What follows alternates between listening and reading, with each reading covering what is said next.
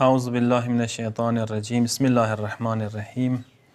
یو ډیر مهم موضوع څه لازمه ګڼم څه خبرې ورباندې څو کلیپو کې وکړم. هغه دا دی څه معاشرې کې ګناه ولې عام کیږي، ګناه ولې پرشنیږي، ګناه ولې پیلو کیږي، څه وجوهات دي، اسباب دي. نو څه کله ګناه قباحت سپکه شي، سپکه وګڼلی شي، نو ګناه عام کیږي معاشره کې. ډیره خطرناکه دی دا خبره څه کله ګناه د حالت ورسي چې خلک سپکه وګڼي، خلک عادي وګڼي، یو عادت جوړ شي خلکو. نو د عادت څنګه جوړیږي، ګناه څنګه پیلو کیږي، ګناه څنګه پرشانه کیږي، ګناه څنګه عام کیږي. دې مختلف وجوهات دي. یوه وجه دا دی چې کله ګناه په مقابله کې مو سکوت اختیار کو، مو خاموشي اختیار کو، ګناه په مقابله کې مو رد عمل نه ښیو، نو ګناه عام کیږي، معاشره کې پیلو کیږي.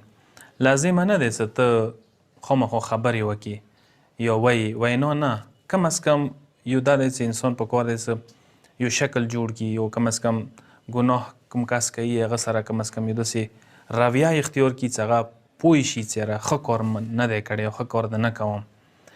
یا لاپرواهي، کم از کم هغه کوم کس دی چې ګناه کوي یا بد کار کوي، هغه مطلب هغه ته لیفټ نه ورکړي، اهمیت نه ورکړي، نو دا ډیره ضروري دی. لازمه نه دی چې ته وینا وکړي، خامخا اثار وکړي، فوري اثار وکړي. اثار کول لازمه نه دی، خو وینا یا څه نه څه اکشن، څه نه څه رد عمل ښایله ضروري دی. نو داسې نه دی چې هر یو کار خامخا اثار وکړي فورا. مثال درکوم، مثلا اذان دی ویللی ثواب لري. انسان که اذان وویله مسجد ته څوک نه راغلل، نو بیا هم خپل ځای کې اذان خپل ځای کې ثواب شته دی.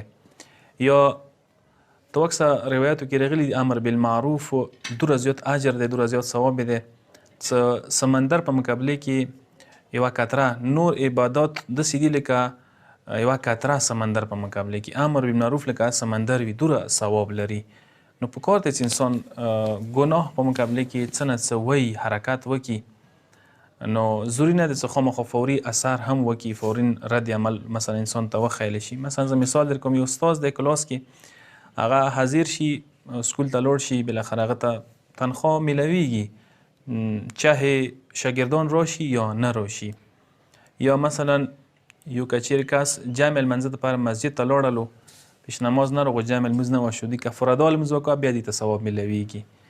یا مثلا یو کس که چیرې یو کس د فقیر تصور وکړو چې دا غریب دی، څه مدد یې ورسه وکړو، وروسته معلوم شو چې فقیر نه دی، دې ته خپل ثواب بیا میلویږي. نو موږ ته پکار دی چې ویو، موږ ته پکار دی سکوت اختیار نه کړو، خاموشي اختیار نه کړو. کم از کم ته واس کې وي ټلیفون وکړه، میسج وکړه، یو کس ته وایه چې کار د ښه نه دی، کلي وطن کې دا کار، دا اقدام، دغه قدم چې ته وله د ښه نه دی. د یو مثال که زه در کوم، لکه روډ کې د کوم څه جمپونه لګېدلي شوي دي، جمپ چې هغه باندې ګاډی راشي ورو کېږي، دې وجې نه اکسیډنټ ډېرې کمیږي. ما و تاسو هم دا کردار ادا کولی شو، یو جمع حیثیت سره، مطلب د معاشرې کې هغه کسان چې هغه ګناه طرف ته، معاشرې کې فساد فتنه، هغه څه معاشره خرپوي، هغوی دپاره یو جمع حیثیت پیدا کولی شو. کم از کم که ختم کېږي نه، نو تعداد یې کمیږي، ګناه تعداد کمیږي. نو کوشش وکړو چې کم از کم ګناه په مقابله کې سکوت اختیار نه کړو، خاموشو کسانو نه حساب نه شو، تا دا چې معاشرې کې ګناهان کم شي، ګناهانو ته لیاره ونیولی شي. والسلام علیکم ورحمة الله وبرکاته.